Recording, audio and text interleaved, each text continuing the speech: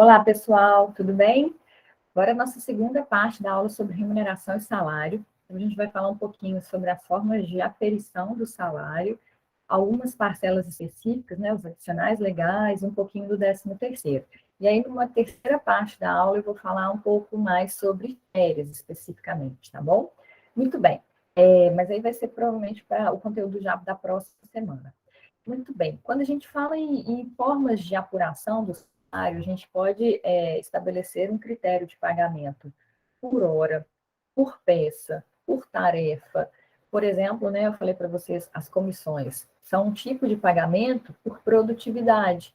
Então, são comissões, as comissões são percentuais sobre as vendas realizadas pelo empregado, mas eu também posso ter um critério de apuração por produtividade que vai estar relacionado à quantidade de peças produzidas, à quantidade de horas trabalhadas, estabelecendo um valor mínimo para cada peça, para cada tarefa, e sendo sempre assegurado aquele raciocínio que nós já falamos, né, se um determinado mês não atingir o valor mínimo do salário mínimo, ou o valor mínimo do piso da categoria, ou um salário base que pode ser garantido por esse empregador vai ter que fazer a complementação. De outro lado, é possível o pagamento de salário fixo, independentemente da produtividade. Então, o pagamento de um valor fixo por semana, por mês, por quinzena, né? Não pode haver estipulação de um pagamento para período superior ao de um mês. Então, a quantidade máxima de pagamento pode ser no máximo mensal. Mas a apuração, né, a apuração das comissões, a apuração de outras parcelas, ela pode se dar no período até maior. O que não pode acontecer é o empregado ficar sem receber mensalmente algum pagamento a título de salário, dentro desses parâmetros mínimos, salário mínimo, piso da categoria, um patamar mínimo que seja estabelecido.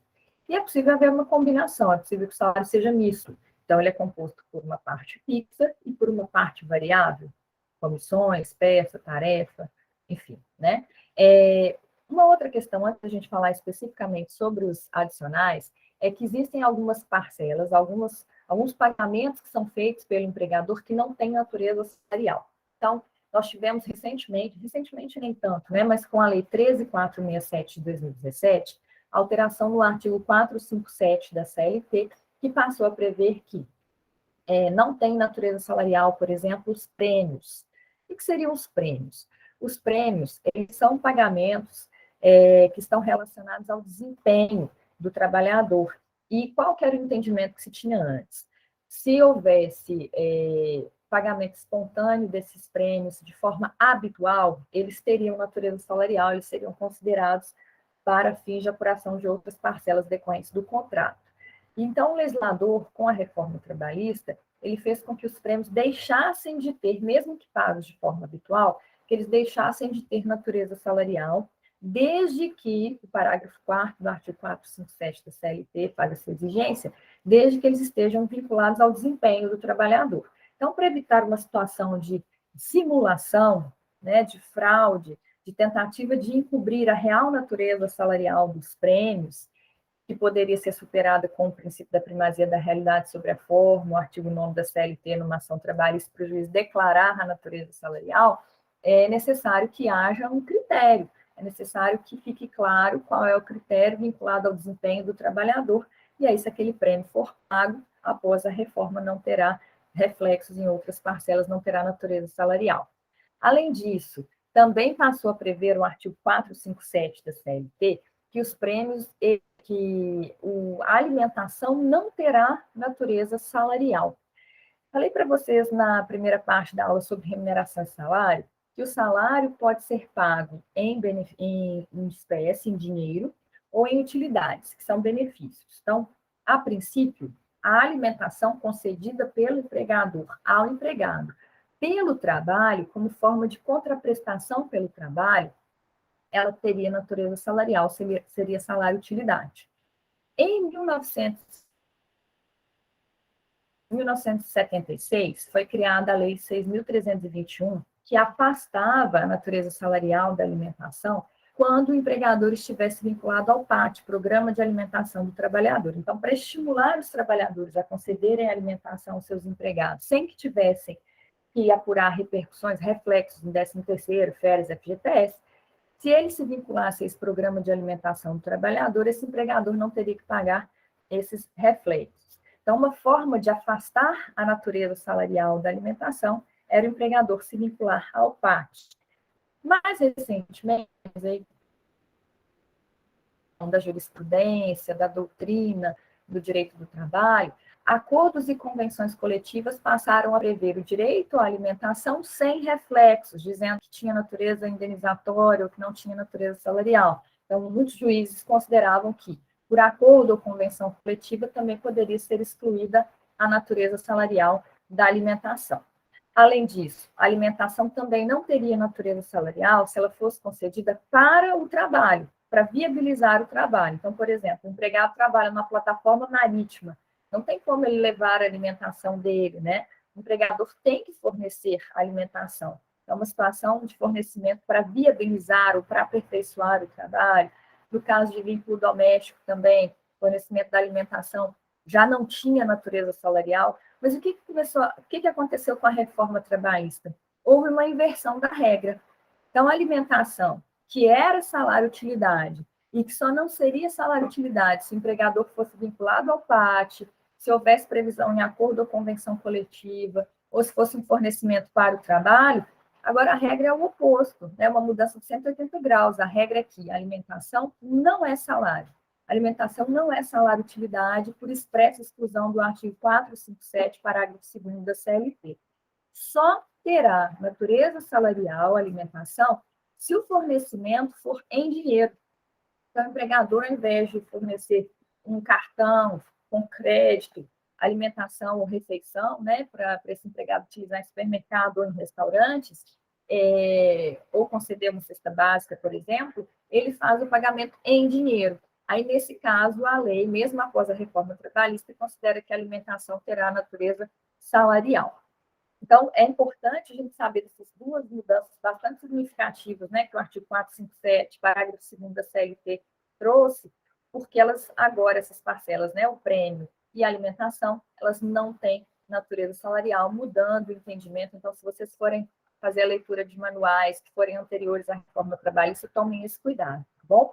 Além disso, outras parcelas que não têm natureza salarial, mas que já não tinham mesmo, né, não foi a reforma trabalhista que criou essa condição, são as diárias de viagem e as ajudas de custo. As diárias de viagem são para custear despesas. Então, o empregador faz um pagamento a título de diária de viagem para o empregado, para custear despesas decorrentes de deslocamento, alimentação, hospedagem, para empregados que precisam visitar outros clientes, né, que precisam prospectar clientes em outras, fora da empresa, né, fazer trabalho externo, e às vezes em outras cidades, inclusive, então, que trabalham se deslocando. Então, quando há a antecipação, motorista, por exemplo, né, que precisa rodar com o caminhão e ele precisa se alimentar, às vezes pernoitar em outra localidade, então, seja esse pagamento que é feito em valor fixo, ou que é feito de acordo com uma prestação de contas, essas diárias de viagem, elas não têm natureza salarial. E é possível também que existam as ajudas de custo, então, auxílio combustível, por exemplo, né? Auxílio internet, para quem está fazendo o teletrabalho, trabalho em home office. Então, são situações também que não vai haver natureza salarial, porque o pagamento é para viabilizar o trabalho, ele tem natureza instrumental, às vezes o fornecimento de um veículo, né, para quem trabalha visitando clientes. O veículo ele não vai ser considerado salário-utilidade, a súmula 367 do TST nesse sentido, fornecimento de energia elétrica, veículo para o trabalho, para se deslocar, para atender clientes, para melhorar. Vocês vão falar assim, mas ele poderia se deslocar de ônibus, professor. Sim, mas aí ele visitaria 4 clientes por dia, e de carro fornecido pela empresa, ele visita 10 clientes por dia.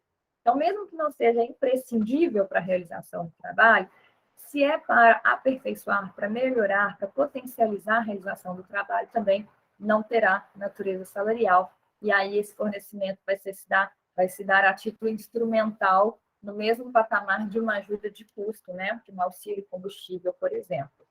Além disso, o vale-transporte não tem natureza salarial. Quando o empregador fornece o vale-transporte, ele está cumprindo uma exigência. E a Lei 7.418, de 85, estabelece. Então, quando o empregado informa quais são as linhas de ônibus, o valor das tarifas, quais são, né, quantas tarifas ele precisa para se deslocar do trajeto, casa, trabalho, trabalho, casa, isso também não vai ter natureza salarial.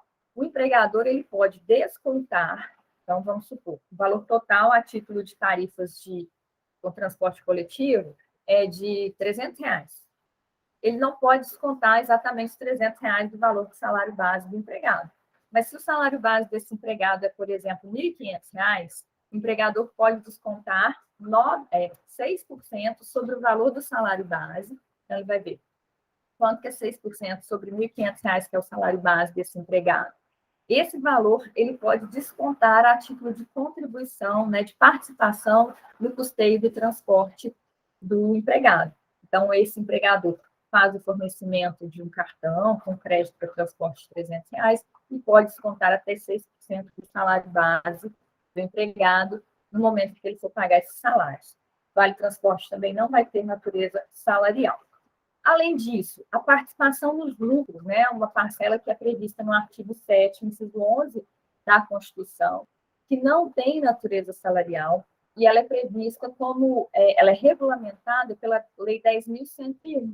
E a participação nos lucros e resultados, ela também vai exigir que exista, através de acordo, convenção coletiva, regulamento de empresa, ou um documento interno, a estipulação de quais são os critérios para pagamento dessa participação nos lucros e resultados. E o período também de pagamento, né? A lei fala em distribuição anual, podendo ser semestral essa distribuição desses rendimentos, mas é obrigatório que haja, que seja possível identificar metas, critérios específicos, porque senão, gente, pode ficar caracterizada uma parcela salarial dissimulada, né? Então, pode ser que eu esteja chamando de participação nos resultados só para não ter repercussão em 13º, férias, FGTS, mas, na verdade, aquilo ali é uma política de comissionamento, é uma comissão que está sendo mascarada ali com o nome, com a rubrica de participação nos lucros e resultados, e que, se for reconhecida essa fraude na ação trabalhista, pode gerar o direito do trabalhador de receber os reflexos em 13º, férias, FGTS, ou seja, que aquela parcela seja integrante da base de cálculo de outros direitos que decorrem da relação de emprego. Então, tem que tomar cuidado para estabelecer de forma bem transparente, correta, essas participações nos lucros e resultados para cada exercício. E o 13º salário? O 13º salário é uma gratificação que a Lei 4.090 de 62 estabelece, que chama de gratificação natalina. Ela é devida tanto para os trabalhadores urbanos, quanto para os trabalhadores rurais e também para os trabalhadores domésticos. Ela vai corresponder ao valor da remuneração devida ao trabalhador no mês de dezembro de cada ano civil. Então, para calcular o 13º, a gente olha para o ano civil, que vai do dia 1º de janeiro até o dia 31 de dezembro. O que eu tenho que verificar? Dentro desse período, desse ano civil, de 1º de janeiro até dia 31 de dezembro, em quantos meses o contrato esteve vigente, esteve ativo? Se esse contrato esteve vigente, esteve ativo durante todo esse período, vai ser devido o 13º salário de forma integral, correspondente à remuneração devida ao trabalhador no mês de dezembro. Se durante o ano esse empregado teve direito a parcelas variáveis, por exemplo, horas extras, por exemplo, comissões, por exemplo, adicionais noturnos, a gente vai fazer a média, a gente vai somar dos 12 meses o total de horas extras, o total de adicionais noturnos, o total de comissões, o total de parcelas variáveis e dividir por 12 para saber quanto que é a média de um mês daqueles pagamentos variáveis, tá certo? Então, isso aqui é o valor do 13º, a remuneração devida no mês de dezembro num determinado ano civil, com a média dos pagamentos variáveis devidos ao longo do ano. Quais são as épocas para pagamento desse 13º? O empregador ele deve pagar a primeira parcela entre fevereiro e novembro, então até o dia 30 de novembro, pagar a primeira parcela do 13º, que corresponde à metade do valor devido, né, do valor da remuneração devida. E a segunda metade do 13º salário tem que ser paga até o dia 20 de dezembro. Aí vocês já devem estar pensando assim, mas aí eu tenho dois problemas. Primeiro, vamos supor que o salário desse empregado em novembro, dia 30 de novembro, era R$ 2.500. Mas aí houve um reajuste salarial em dezembro e o salário passou a ser R$ 3.000. Se o empregador pagou a primeira parcela, considerando R$ 2.500 dividido por 2, ele vai ter prejuízo quando ele for receber o salário a segunda metade do 13º em dezembro? Não, porque aí a continha que vocês vão fazer é a seguinte: qual é o valor do 13º devido em dezembro daquele ano civil? 3.000? 3.000 menos o que já foi pago. Então, o empregador vai pagar uma diferença. Então, a segunda parcela pode ser maior que a primeira. Não necessariamente existe uma equivalência de valores, né? Não precisa ser exatamente igual.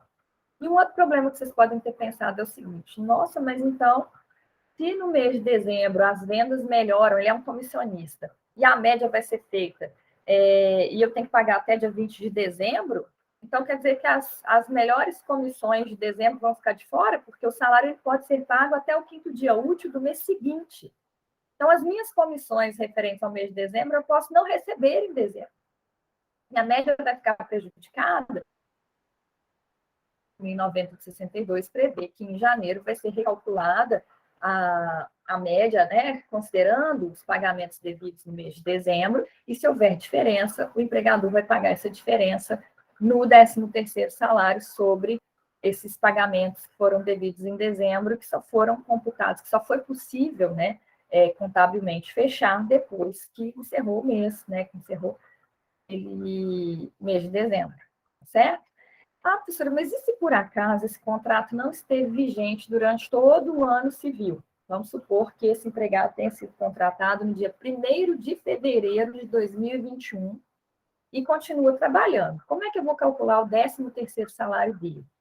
As bases são as mesmas. Então, eu vou pegar a remuneração devida no mês de dezembro, com a média dos pagamentos variáveis devidos de janeiro até dezembro, e vou ver quanto que vai dar, né, esse valor mensal, média por mês. Se esse contrato esteve vigente em apenas 11 dos 12 meses que o ano civil tem, minha conta vai ser o seguinte: na hora que eu chego no valor que seria integral do 13º, então vamos supor que a remuneração do mês de dezembro, somada com os pagamentos variáveis, totalize R$ 4.000. A conta que eu vou fazer é R$ 4.000 divididos por 12 meses, porque cada ano civil tem 12 meses, de janeiro a dezembro, e multiplico por 11. Por quê? É a quantidade de meses em que esse contrato esteve vigente durante esse ano civil. Ah, mas e se for funcionado? Por exemplo, ele foi admitido no dia 17 de março de 2021. Então, o contrato esteve vigente por 9 meses inteiros, abril, maio, junho, julho, agosto, setembro, outubro, novembro, dezembro, 9 meses inteiros. Então, eu já sei que tem 9 dozeavos. Mas eu vou computar o mês de março ou não? Porque no mês de março, o contrato só esteve ativo a partir do dia 17. Como vocês vão fazer o raciocínio? A lei fala que, se for uma fração de 15 dias, a gente vai equiparar a um mês. Então, a gente tem que olhar para cada mês do ano civil separadamente. Então, eu isolei abril até dezembro, 9 dozeavos, porque é um dozeavos para cada mês inteiro. O mês de abril, eu olho para ele assim, do dia 17 até o dia 31. E é importante ver quantos dias o mês tem pelo calendário. Então, do dia 17 até o dia 31, eu tenho exatamente 15 dias, não é não? 31 dias que o mês tem pelo calendário. Menos 16 dias já passados antes da contratação, são exatamente 15 dias. Se a lei diz que eu vou equiparar a um mês para fins de apuração do 13º, uma fração que seja igual ou maior do que 15 dias, então eu tenho ali mais um dozeavos pelo mês de março, serão 10 dozeavos a título de 13º salário no ano civil de 2021. Então, acho o valor total, que seria integral, divido por 12 meses e multiplico por 10 meses para encontrar qual vai ser o 13º salário proporcional esse ano civil. Tá certo? Bem, pessoal, vamos ficar por aqui. Na próxima semana, eu vou fazer uma outra videoaula para vocês, falando mais especificamente sobre as férias, como que a gente tem a contagem de férias, quais são as regras em relação às férias, inclusive no período da pandemia, né, o que teve de diferença. Obrigada, um abraço para vocês.